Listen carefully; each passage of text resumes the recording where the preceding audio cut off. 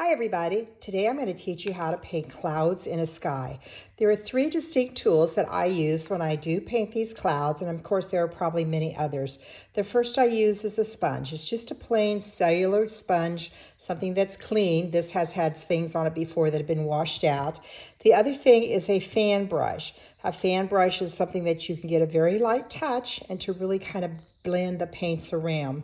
The third thing is my finger. The finger is a great way to soften edges, to get some peaks and some various things on your clouds. So the first thing I'm going to do today, I'm starting with gray and white.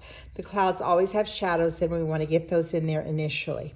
Even though clouds can have a lot of additional colors in them, today I'm just going to show you how to do it with the gray and the white. All right, so I've got a little bit mixed on my sponge. I'm going to go in, I'm just going to kind of play. The great thing about clouds is that there are as many variables as there are clouds in the sky. There's really no right or wrong. It's just getting in there what you want to see. I want to go ahead and get a little bit down here along the horizon line. And I'm going to go over my mountains just a smidge here and there because I want to be sure that I have that going behind the mountain, although I could leave some clouds coming on top of that mountain just as well. So I'm mixing the gray and the white on my canvas, and I'm getting that nice soft look of clouds. Let's go in and let's get just a little bit more gray,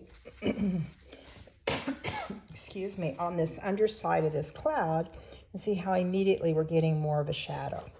Just pulling that through. All right, now I'm going to take my fan brush. Again, I'm going to go into some white paint. And you can see how with the fan brush, I can manipulate what the paint is doing as far as the peaks in the clouds. And then I can also take my finger and I can further pull those shapes through. I want some really soft edges. I want those clouds to kind of blend into the sky ever so slightly. All right, with the fan brush, I'm barely touching the canvas. You can see how I'm getting a nice softened effect. I'm going to go back in and get a little more white up here. So either the fan brush or your finger is a great way to get these kind of soft edges. Then after this dries, we can always go in and add more to it so we get those layers. Really look at the clouds up in the sky and you'll see that they have all kinds of softness. They have all kinds of one type of shapes on top of another. Pull that around on the side of the canvas. And here I'm just barely feathering the fan brush along this canvas. All right, let's get a little bit of a more cloud here to give us a little bit of a transition. And you'll see how I'm just going back and forth and back and forth. I'm going to take my sponge again. I don't want to get too much paint on that sponge, but see how it allows me to get a fair amount of paint down fairly quickly. And I can kind of play with it after that. So again, go in and play with your fingers, with the fan brush. And just get that feeling of what you want your clouds to look like.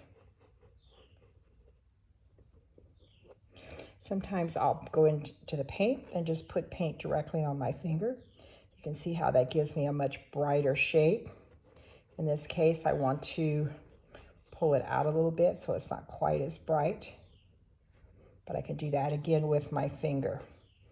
So just by going back and forth between your three tools, you can get a great look in those clouds. All right, let's put a little more white down in here. We've got the grays on there. So now you see when you put that white on top, how it has those shadowy looks that we always see within the clouds themselves. Now, if I want to go back in and put some additional gray, I can just lay it down there, wipe most of the paint off my fan brush, and just soften it in there. The whole secret to this is a very light touch. Here I took a little more pink. Again, I'm pulling it down into that gray that I put in the clouds. Now I'm going to take a little more paint, lay it on here, take my finger, and see how now the white paint is laying on top of what I already had there. I tend to like my clouds kind of puffy, but you certainly can do them in a very linear manner if you'd like to do that instead. It all looks great. here I want to soften just a little bit more, which I can easily do. I can take most of the paint out of my fan brush with a little bit of water. And then again, go back in and pull some of that back and forth. All right, let's go into the sky, or the cloud up here. This one's kind of tacky. It's not quite dry, but it's tacky. Let's lay a lighter shape or a whiter shape on top, a little something that's a little less transparent. Again, I'm going to take my finger. I'm going to pull it through there. I'm going to go back in just a touch of my gray. Pull some more shapes in there.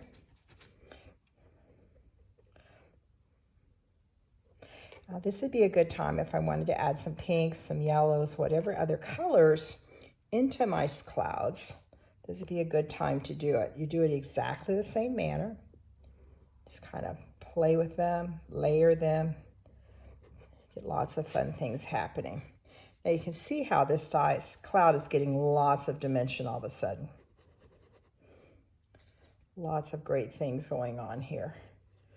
And it's just letting it dry a little bit, going back in with that soft touch, and you get additional layers. See how those layers are starting to set up now, one on top of the other.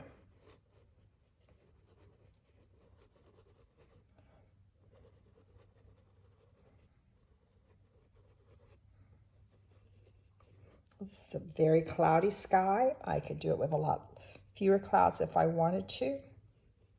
But since we have the time and we have the space, we're going to go ahead and put some deeper tones in there with more clouds.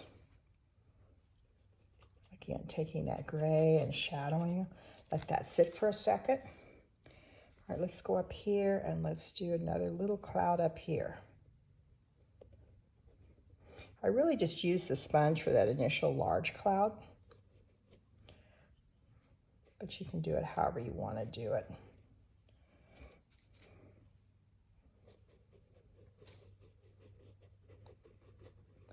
Bring this one over on top. Add a little bit of gray to that underside. Always feather it out. Get some additional things going on here. And then we can go back in with just a little bit of paint on our brush and see how that is laying on top. Again, we're going to let it dry for a second, and then we'll go back in an additional time.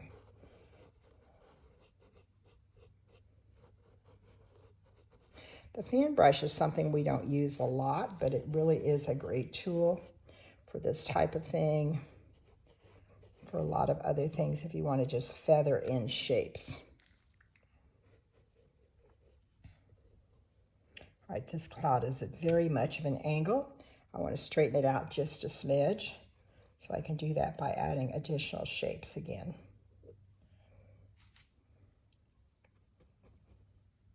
Always go in and soften those top edges.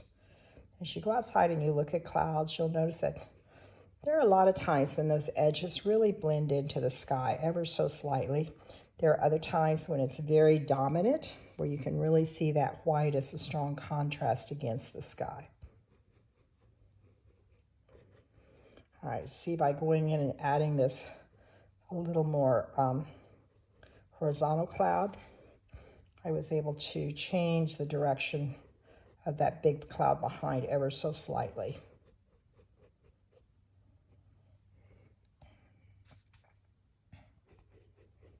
This is the kind of thing you can play with forever.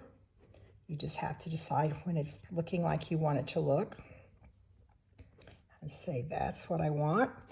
And I'm going to stop.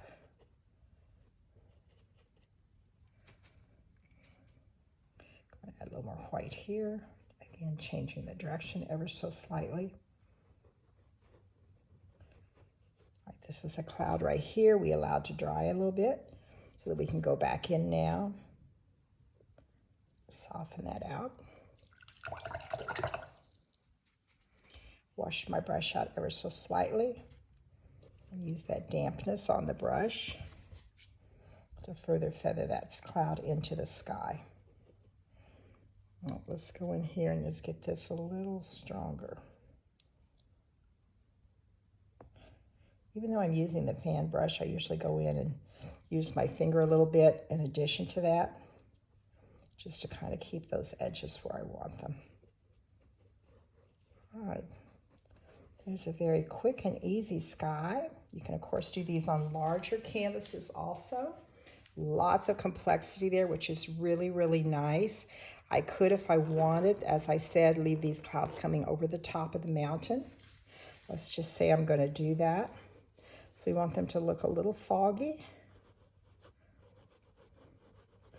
and come in so that they're a little bit different stop and start places. Let's go ahead and pull this one in just a smidge further. I think what I'll do with this is just keep that mountain very much in the background and go in and just add some big trees here in the front. All right, liking this a lot. I think this has a great look to it. So go ahead and play with clouds. You can also do these if you want to do a bright sunset, where you have all kinds of beautiful colors going on in your sky. You can very easily lay clouds on there afterwards. It's a little bit easier if you let this painting dry to some degree, although I have one I did recently with a red sky that I did the clouds while the paint was still wet, and I really liked the way that turned out. So just play, just see what you come up with, and you'll get some really interesting skies happening. All right, that's it. Thanks.